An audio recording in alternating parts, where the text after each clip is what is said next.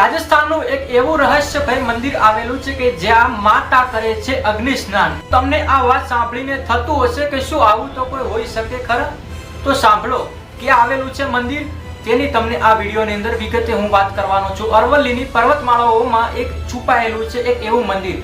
આ મંદિર આવેલું છે રાજસ્થાનના ઉદયપુરથી લગભગ 60 કિલોમીટરના અંતરે ઈડાના મંદિર, કે જ્યાં પોતાના અદ્ભુત ચમત્કાર માટે જાણીતું છે। જ્યારે આ મંદિરની પૂજાના સમય દરમિયાન અચાનક જ માતાજીની મૂર્તિમાંથી આગની જ્વાળા ઉત્પન્ન કરે છે।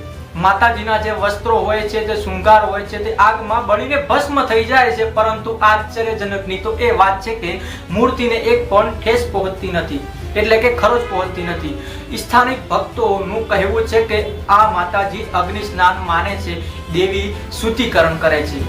આગ ક્યાંથી આવે છે, કેમ મૂર્તિને અક્ષત રહે છે, આજ સુધી કોઈ વૈજ્ઞાનિકો પાસે જવાબ પણ મળ્યો નથી। આ જે અદ્ભુત જે રહસ્યમય જે મંદિર છે, આજે પણ દૂર દૂરથી ભક્તો આસ્થા અને ચમત્કારના મંદિરને અદ્ભુત સંગમ માટે અહીંયા દર્શનાર્થે દૂર દૂરથી આવે છે।